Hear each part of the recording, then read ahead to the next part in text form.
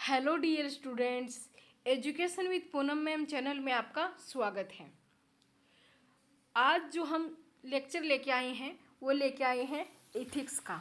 यह UPSC, PCS और जितने भी जो बड़े एग्जाम होते हैं पीसीएस, जिसमें RPSC, UP PCSC, MP PCSC और बीपीएससी है, उनमें ये मोस्ट इम्पोर्टेंट पेपर होता है। यूपीएससी के अंदर फोर्थ जो पेपर है जो स्पेशल इथिक्स का होता है, इसके लिए हम जो इथिक्स है वो आपके लिए लेके आए हैं। हम इथिक्स को पूरा कंप्लीट करेंगे और इथिक्स से जो क्वेश्चन बनने वाले हैं उनको अच्छे से इस चैनल पे हम डिस्कस करेंगे, जिससे जो आपका इथिक्स का जो पेपर है अच्छे से सोल्व हो जाएगा और कहीं से भी आपको पढ़ने की ज़रूरत नहीं पड़ेगी। तो जो आज है हम इथिक्स से संबंधित जो क्वेश्चन है उसके बारे में डिस्कस करेंगे। डेली एक क्वेश्चन है उसको देखेंगे और आपके साथ इसको डिस्कस करेंगे, जिससे आपकी जो इथिक्स के बारे में है जो समझ है वो विकसित होगी और जो इथिक्स से जो टॉपिक बन रहे हैं वो भी यहाँ डिस्कस करेंगे। तो जो आज है वो इथिक्स का क्वेश्चन है, हम लेके आए हैं। किस प्रकार इसके आंसर राइटिंग करनी है, किस प्रकार क्वेश्चन को समझना है, इसके बारे में भी आपको मैं यहाँ बताऊँगी। तो जो इथिक्स का जो आज का जो हमारा क्वेश्चन है वो है, अंतर्राष्ट्रीय संबंधों में मूल आधार यह है कि किसी एक के हितों के साथ दूसरे के मूल्यों का मिलान है वो कैसे किया जाए। तो जो अंतर्राष्ट्रीय संबंध होते हैं उसमें ये बताया गया है कि किसी जो मूल आधार है अंतर्राष्ट्रीय संबंधों का, और एक बंदे के एक देश या दूसरे देश के जो मूल्य हैं, आपसी जो मूल मूल्य हैं, उन मूल्यों का मिलान है वो कैसे किया जाए, इसके बारे में बताना है। तो अंतर्राष्ट्रीय संबंधों में मूल आधार यह है कि किसी एक के हितों के साथ दूसरों के मूल्यों का मिलान है वो कैसे किया जाए, इसकी विवेचना है वो करनी है। तो अब इसका आंसर देखते हैं कि किस प्रकार इस क्वेश्चन का आंसर है वो हम लिख सकते हैं।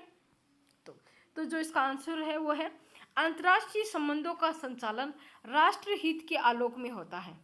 अतः एक बहुराष्ट्रीय व्यवस्था निर्माण के समय टकराव की स्थिति उत्पन्न हो जाती है, जैसे साउथ चाइना सी कॉन्फ्लिक्ट, यूएनएससी सुधार विवाद। जो अलग अलग जो देश हैं जिनके अंदर छोटे छोटे जो विवाद है, उनके अंदर जो उनके जो संबंध है उसमें कुछ परेशानियां, छोटी छोटी टकराव हैं, छोटे छोटे टकराव हैं, ऐसी स्थितियां उत्पन्न हो जाती हैं। लेकिन ये नहीं कि इन छोटी छोटी स्थितियों को देखते हुए जो दोनों देश हैं वो अपने जो व्यवहार है, जो उनके बीच में समझौता है, उनको तोड़ दिया जाए। तो यही अंतर्राष्ट्रीय संबंध है। इसकी एक विशेषता है कि छोटे छोटे टकरावों को नज़रअंदाज करके जो बड़े हितकारी हैं एक दूसरे के साथ, उन समझौतों को वो साथ कार्य करने की जो स्थिति होती है, उनको देखते हैं कि उनके किस तरह इनका जो व्यवहार है वो अच्छा सा बना रहे।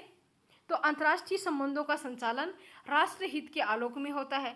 अतः एक बहुराष्ट्रीय व्यवस्था निर्माण के समय टकराव की स्थिति उत्पन्न हो जाती है, जैसे साउथ चाइना सी कॉन्फ्लिक्ट, यूएनएससी सुधार विवाद।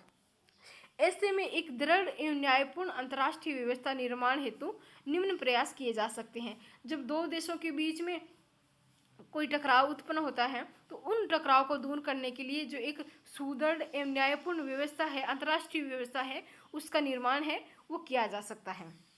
कि देखते हैं क्या प्रयास किए जा सकते हैं। तो सार्वभौमिक व मानवीय मूल्यों के आधार पर निर्णय निर्गमन।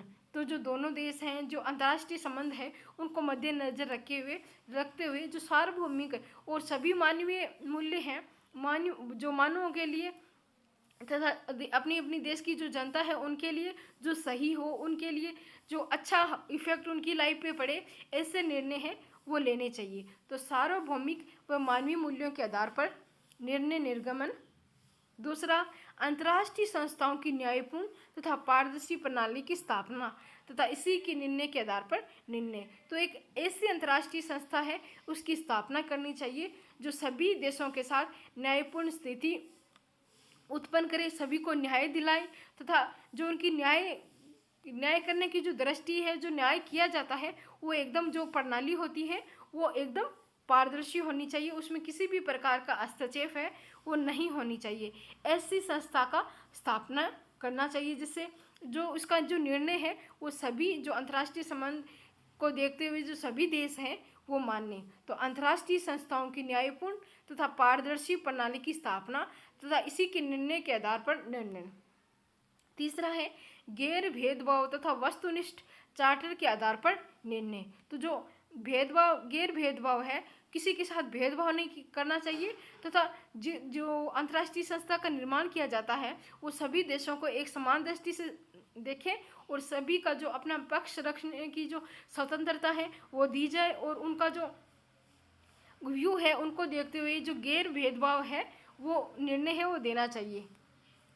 पूर्ण निशस्त्रीकरण की नीति, तो पूर्ण नई शस्त्रीकरण की नीति है वो अपनानी चाहिए। विकास कार्यों व पर्यावरणीय कार्यों में सामूहिक भागीदारी, तो सभी जो देश है उनको अंतर्राष्ट्रीय संस्थाओं के साथ मिलकर विकास कार्यों को आगे बढ़ाना चाहिए तथा जो पर्यावरणीय कार्य हैं जो पृथ्वी को बचाने के लिए जो योजनाएं चलाई जाती है उनमें सामूहिक भागीदारी है वो करनी चाहिए। न्याय विधान व दंड विधान प्रगतिशील आधुनिक मूल्यों के आलोक में निर्माण। पिछड़े अविकसित व कमजोर राज्यों के साथ सकारात्मक कार्रवाई व्यवहार, तो जो पिछड़े राज्य हैं, पिछड़े देश हैं जिनकी स्थिति बहुत ही कमजोर है, अविकसित हैं, उनको जो उनके देश के अंदर गरीबी बहुत है और वो हर क्षेत्र के अंदर पिछड़े हैं, तो अंतर्राष्ट्रीय संस्थाओं को अंतर्राष्ट्रीय स्तर पर जो अन्य देश है उनको उनकी सहायता करनी चाहिए, अन्य राज्यों को उनकी सहायता करनी चाहिए जिससे वो भी है वो एक अच्छा जीवन है, सकारात्मक जीवन है वो जी सकें। अतः उपरोक्त बिंदुओं में मानक के आधार पर निर्मित अंतर्राष्ट्रीय संबंध न्यायपूर्ण, सद्भावपूर्ण तथा गरिमामय होगा। तो इस प्रकार जो अंतर्राष्ट्रीय संबंध बनेंगे देशों के मध्य तो वो न्यायपूर्ण होंगे, सद्भावपूर्ण होंगे और गरिमामय हैं वो होंगे और जो उनके बीच समझौते किए जाएंगे वो भी एक दूसरे के सहयोगात्मक होंगे। नेक्स्ट क्वेश्चन है लोकसभा के संदर्भ में निम्नलिखित पदों की प्रासंगिकता का उदाहरण सहित परीक्षण कीजिए। तो जो लोक सेवा है उसके संबंध में जो उसका पद है उसकी क्या प्रासंगिकता है उसके बारे में बताना है। तो लक्ष्य के प्रति सत्यनिष्ठा, जवाबदेहिता, विधि संघर्ष और प्राकृतिक न्याय का सिद्धांत, इसके बारे में बताना है। तो देखते हैं, सबसे पहले देखते हैं लक्ष्य के प्रति सत्यनिष्ठा। तो लक्ष्य के प्रति सत्यनिष्ठा से क्या तात्पर्य है? तो प्रशासक का दीर्घकालिक कठिन तथा जटिल लक्ष्यों के प्रति संपूर्ण सतत तथा सत्यनिष्ठ संपूर्ण ही उसे प्राप्ति में संभव बनाता है। तो जो लक्ष्य के प्रति सत्यनिष्ठा है कि जो प्रशासक है वो जो कोई भी कार्य करता है उसके प्रति उसको संपूर्ण भाव होना चाहिए, उसकी सत्यता क्या है उसके बारे में तथा संपूर्ण जानकारी है वो प्राप्त करने के बाद उसका जो सही लक्ष्य है, सही उसकी संभावनाएं हैं उनको समझना चाहिए एक प्रशासक को। उसके लिए उसको कठिन तथा जटिल लक्ष्यों को के तहत जो कार्य किए जाते हैं वो उनको करना चाहिए, लेकिन जो मेन टारगेट है उस तक पहुंचना और सत्य के साथ अपनी निष्ठा बनाए रखना ये एक प्रशासक का प्रमुख कार्य होता है। तो प्रशासक का दीर्घकालिक कठिन तथा जटिल लक्ष्यों के प्रति संपूर्ण सतत तथा सत्यनिष्ठ संपूर्ण ही उसे प्राप्ति में संभव बनाता है। आज वैश्वीकरण की जटिल प्रौद्योगिकी के युग में नागरिक की राज्य में मांग बहुत अधिक है तथा उनकी सतर्कता बढ़ रही है। ऐसे में प्रशासक की लक्ष्य के प्रति सत्यनिष्ठा आवश्यक है। उदाहरण, आरक्षण को ईमानदारी से लागू करना, सामाजिक न्याय, सुशासन। तो जो एक प्रशासक है उसको देखना चाहिए कि देश के अंदर जिस प्रकार जनसंख्या डेवलप हो रही है तो हर व्यक्ति को न्याय मिलना चाहिए, हर व्यक्ति को सामाजिक अधिकार मिलना चाहिए। उसके लिए जो प्रशासक है उसको अपने जो खुद की जो कार्य है उसमें जो लक्ष्य है उसका जो सत्यनिष्ठा का जो भाव है उसको रखना चाहिए जिससे उसका जो कार्य है वो देश के योगदान में अच्छा साबित हो। तो जैसे वो आरक्षण को लागू करते हैं, किसी प्रकार के आरक्षण को लागू करते हैं तो उसको ईमानदारी से लागू करना चाहिए जिसे जो नीचे के तबके के लोग हैं जिनको सही रूप से आरक्षण मिलना चाहिए उस आरक्षण को सही व्यक्ति तक पहुंच सके। तो आरक्षण को ईमानदारी से लागू करना भी एक लक्ष्य के प्रति सत्यनिष्ठा है। सामाजिक न्याय, तो अगर किसी व्यक्ति के साथ अन्याय हो रहा है तो उस व्यक्ति को न्याय दिलाना यह भी एक प्रशासक का कार्य है। और सुशासन, अपना जो अधिकार क्षेत्र है उसमें सुशासन का निर्माण करना चाहिए। जो वहाँ के लोग हैं उसको अच्छा शासन प्रदान करना चाहिए, उनको जितनी भी ज़रूरतें हैं, उनके इन्वायरमेंट है, उनको जो अच्छी चीज़ें हैं वो प्रदान करना चाहिए। उनका जो पर्यावरण है और उसे किसी भी प्रकार की जो तकलीफ है वो नहीं हो और ना ही उनके मौलिक अधिकारों का हनन हो। तो ये एक सुशासन की दृष्टि के अंतर्गत आता है, जो ये एक प्रशासक के रूप में उसको करना चाहिए। नेक्स्ट है जवाबदेहिता। तो जवाबदेहिता एक और प्रशासक की दक्षता को दर्शाती है, वहीं दूसरी ओर न्यायपूर्ण तथा भ्रष्टाचार रहित सुचितापूर्वक लक्ष्य प्राप्ति में भी सहायक है। तो जो एक प्रशासक है उसको इतना संबल होना चाहिए कि वो हर कार्य की जो कार्य कर रहा है उसकी जवाबदेहिता के प्रति वो निष्ठावान हो, कि जो भी कार्य करे उसमें जवाबदेहिता की उसमें दक्षता हो। फिर वो जो कार्य करे वो एक अच्छे लेवल पे हुआ हो या वो थोड़ा निम्न स्तर पर हुआ हो, उसको हर तरीके से जवाबदेहिता है वो सरकार और जनता को देनी चाहिए। और जो उसका कार्य है वो न्यायपूर्ण और भ्रष्टाचार रहित होना चाहिए। इसी कारण जो इसकी जो जवाबदेहिता है वो सफल मानी जाएगी और यह उसके लक्ष्य के प्रति जो अगर वो सही से कार्य करेगा और अपनी जो कार्य कर रहा है उसमें जवाबदेहिता रखेगा, जवाबदेहिता देगा, न्यायपूर्ण कार्य करेगा और भ्रष्टाचार रहित करेगा, तो वह उसके आगे के लक्ष्यों की प्राप्ति में भी सहायक होगा। आज विकेंद्रीकृत शासन प्रणाली में सभी स्तर प्रशासकों की लिखित व स्पष्ट जवाबदेहिता सुशासन निर्धारण में जो महत्वपूर्ण है। तो जो हमारे देश का जो विकेंद्रीकरण शासन प्रणाली है, जिसके जो प्रशासक होते हैं उनको लिखित रूप से व स्पष्ट रूप से जवाबदेहिता देना, ये एक सुशासन रूप से जो दृष्टि से महत्वपूर्ण होता है एक प्रशासक के लिए। तो जो प्रशासक है उसका ये महत्वपूर्ण एक योगदान होता है कि वो जवाबदेहिता लिखित रूप से दे और स्पष्ट जवाब के रूप में दे, जिससे उनके जो सरकार है उसको प्रशासक को एक अच्छी दृष्टि से देखे और उसके और बड़े बड़े जो कार्य है उसमें उसको देने में भी जो उसको सोचना नहीं पड़े कि वो अच्छे से इसको मैनेज है वो कर लेगा। तो उदाहरण कौन कौन सा है? नागरिक चार्टर, आरटीआई, लोकपाल आदि के माध्यम से तथा दिशा प्रगति ऐप के माध्यम से प्रशासकों की जवाबदेही तय करना। तो जो नागरिक चार्टर एक्ट है कि किस प्रकार जो नागरिक चार्टर है उनको एक स्टेट के रूप में या एक डिस्ट्रिक्ट के रूप में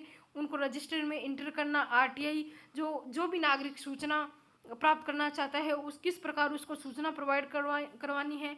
लोकपाल आदि के माध्यम से तथा जो दिशा प्रगति ऐप ये चल रहे हैं इनकी जो संपूर्ण जानकारी एकदम जो न्यायपूर्ण है वो होनी चाहिए और ये भ्रष्टाचार रहित होनी चाहिए। इसमें जो प्रशासक है उसको अच्छे से मैनेज करे और इन के माध्यम से जो अपनी जवाबदेहिता है वो तय करे। नेक्स्ट है विधि का शासन। तो विधि का शासन एक तार्किक, न्यायपूर्ण, सुचितापूर्ण तथा वस्तुनिष्ठ प्रशासन संचालन में सहायक है। यह लालफीताशाही, भाई भतीजावाद, अनुशासनहीनता जैसे अशुभों को कम करता है। तो विधि का शासन क्या है? तो विधि का शासन है कि जो सभी लोग हैं वो विधि के सामने सभी समान होंगे और जो विधि के शासन में जो जितने भी कार्य होंगे वो तार्किक, न्यायपूर्ण, सुचितापूर्ण तथा वस्तुनिष्ठ प्रशासन के रूप में संचालित होंगे, कि सभी के साथ न्याय होगा, किसी के मौलिक अधिकारों का हनन नहीं होगा और कोई भी है वो इस जो प्रशासन है उसमें जो गलत धारणा है उसको नहीं फैलाएगा और एक सुशासन के रूप में इसको स्थापित करना।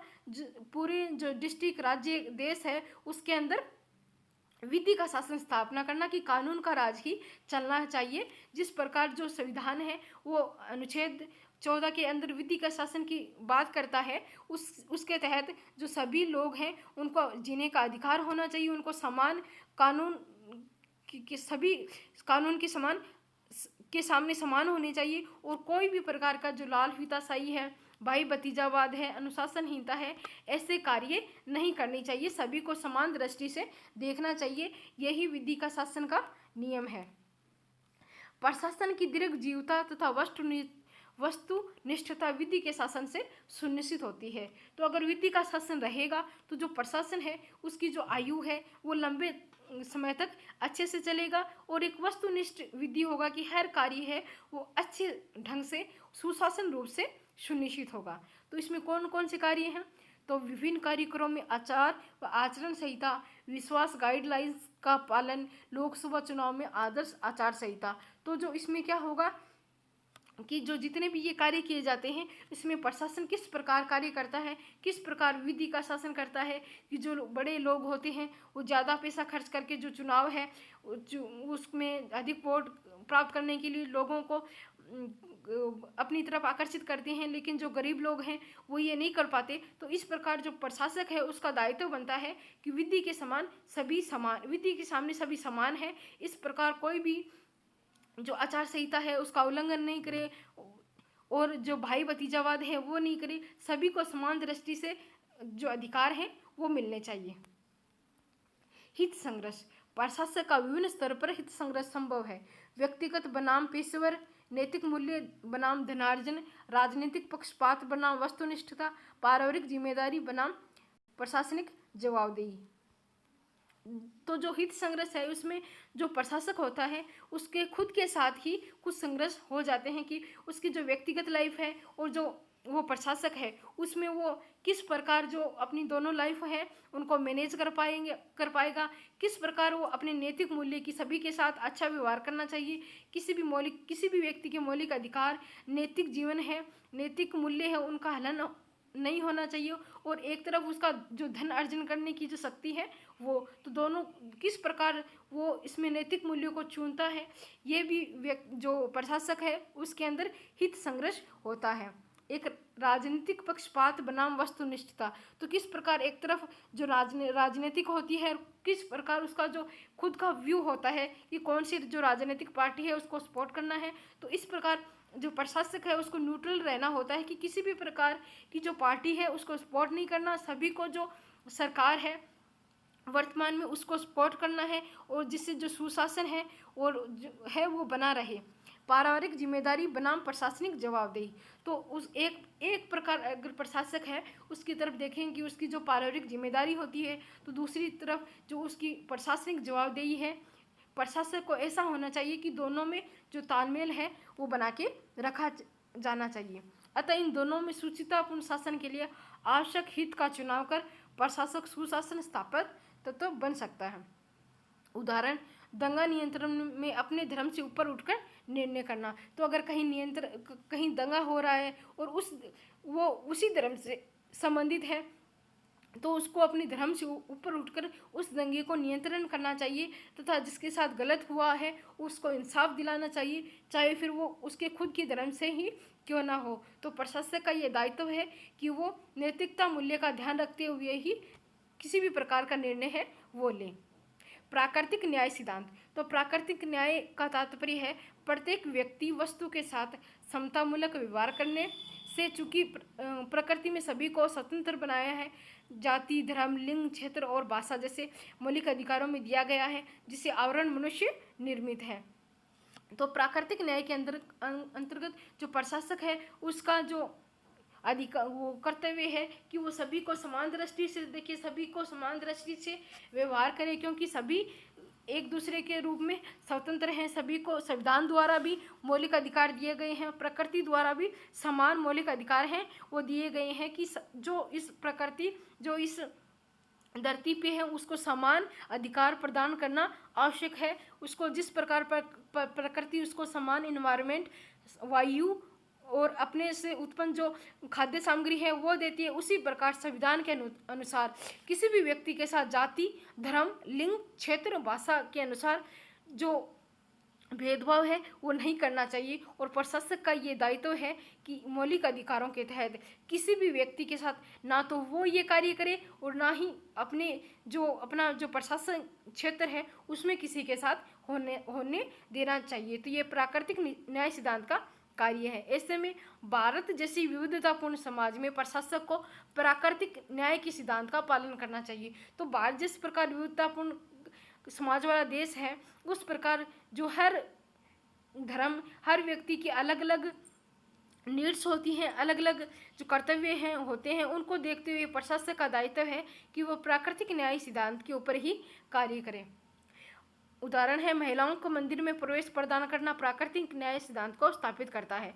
तो जो जिस प्रकार जो सबरीमाला का जो वाद है, वो उसके अंदर जो उनके धर्म के लोगों का कहना है कि महिलाओं का प्रवेश वर्जित है, लेकिन संविधान का कहना है कि जो सभी पुरुष और महिला हैं वो समान है। तो लिंग के आधार पर किसी भी व्यक्ति के साथ है वो भेदभाव नहीं किया जाएगा। तो ये एक प्राकृतिक न्याय के सिद्धांत को स्थापित करता है। तो डियर स्टूडेंट्स, ये थे हमारे आज के एथिक्स के 2 क्वेश्चन। आपको ये एथिक्स के क्वेश्चन यूपीएससी मेंस, पीसीएस जो किसी भी स्टेट का हो जिसमें एथिक्स पूछी जाती है, उसमें ये महत्वपूर्ण साबित होंगे। तो हम आपके लिए ये क्वेश्चंस लेके आते रहेंगे। तो आप इसको अच्छे से शेयर कर दीजिए जिससे बच्चों को फ़ायदा हो। और आप मेरे channel education with Poonam ma'am को सब्सक्राइब कीजिए, शेयर कीजिए, लाइक कीजिए और कमेंट करके अपना फीडबैक ज़रूर दें। मैं अनअकैडमी पे भी एजुकेटर हूँ, तो आप मुझे अनअकैडमी पे भी फॉलो कर लीजिए। तो आज के लिए इतना ही। Thank you.